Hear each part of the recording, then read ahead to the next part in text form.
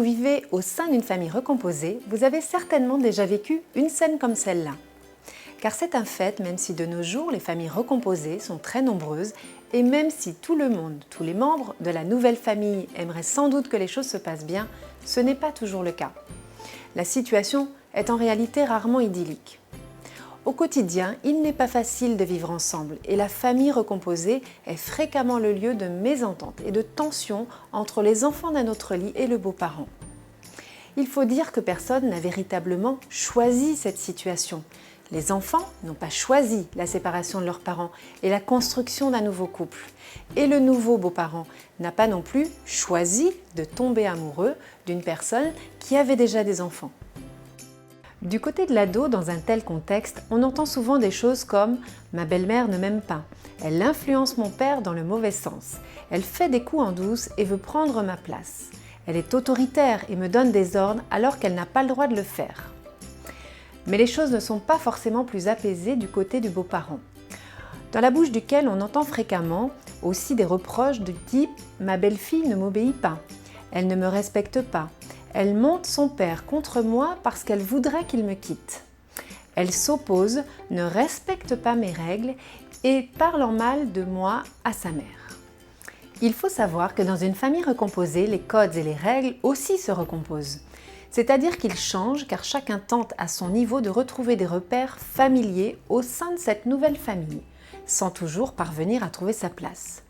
En plus de cela, le beau-parent n'est pas toujours accepté d'emblée par les enfants de son conjoint, aux yeux desquels il n'est pas légitime a priori. Ce qui lui impose, entre guillemets, de devoir faire ses preuves. Entre personnes, adultes et enfants, qui apprennent à se connaître dans un contexte affectif évident ni pour les uns ni pour les autres, les malentendus et désaccords sont inévitables. Et si la communication fait défaut, chacun s'évitant et vivant dans sa bulle, les choses peuvent très vite s'envenimer. Il faut avoir pris conscience que le fait de construire une famille recomposée est un processus qui prend du temps et demande des ajustements. Ces derniers ne se font pas toujours sans heurts ni grincements de dents, d'autant qu'ils créent un décalage entre les perceptions des uns et des autres.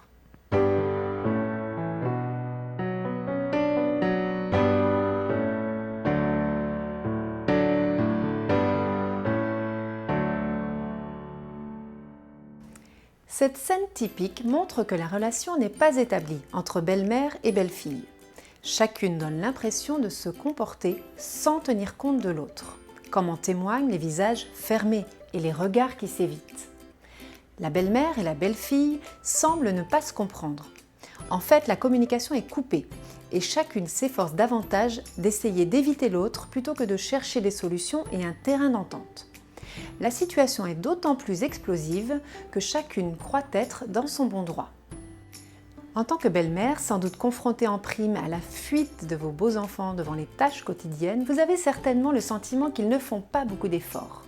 Profondément agacé ou dépité parfois, vous allez peut-être jusqu'à imaginer qu'ils prennent un malin plaisir à vous pousser à bout ou à profiter de vous avec la maligne intention de vous faire craquer et de vous pousser à quitter leur père.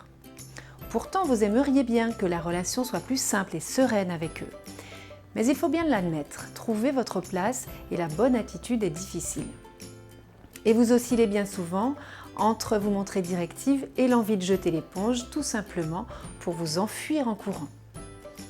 La belle-fille, de son côté, a fréquemment le sentiment que sa belle-mère vient lui voler son père. Et elle en veut parfois beaucoup, à son père d'abord de lui imposer une autre femme, à sa belle-mère ensuite de prendre de la place, surtout si elle a vécu un moment seule avec son père célibataire.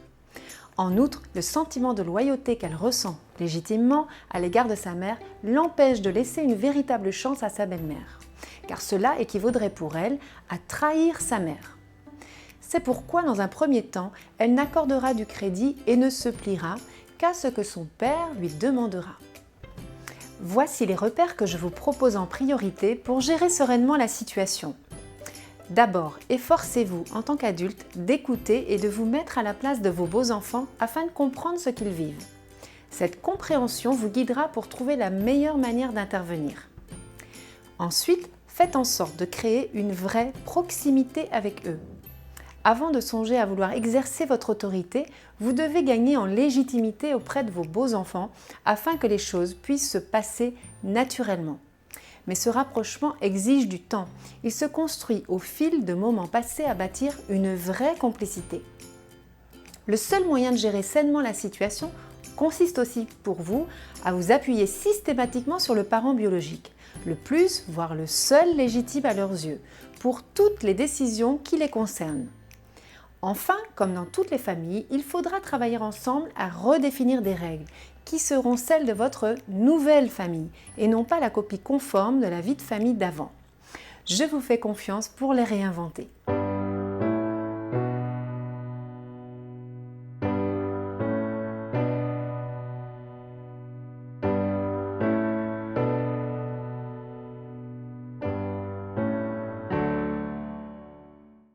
Si vous êtes la belle-mère, rien de tel que de commencer à vous intéresser à votre bel enfant pour amorcer la communication. N'hésitez pas à solliciter son aide, mais en suggérant plutôt qu'en ordonnant. Vous pouvez aussi, gentiment, rappeler une règle si celle-ci a été établie en amont avec le parent biologique. Mais surtout, si l'adolescent refuse toujours de répondre ou d'agir, respirez un grand coup et efforcez-vous de rester calme.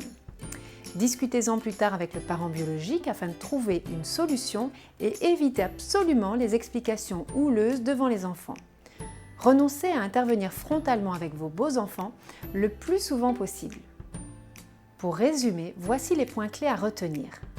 En tant que beaux-parents, vous devez prioritairement chercher à établir une relation de qualité avec les enfants de votre conjoint, avant de vouloir démontrer votre autorité sur eux. Pour cela, évitez les directives qui n'ont pas fait l'objet d'une discussion préalable et reposez-vous sur le parent biologique pour toutes les décisions concernant la vie familiale. Et plus que tout, prenez le temps de rassurer vos beaux-enfants. Vous ne venez pas prendre leur place. Les grandes victoires sont parfois précédées de petites défaites. En réalité, il faut juste lâcher prise.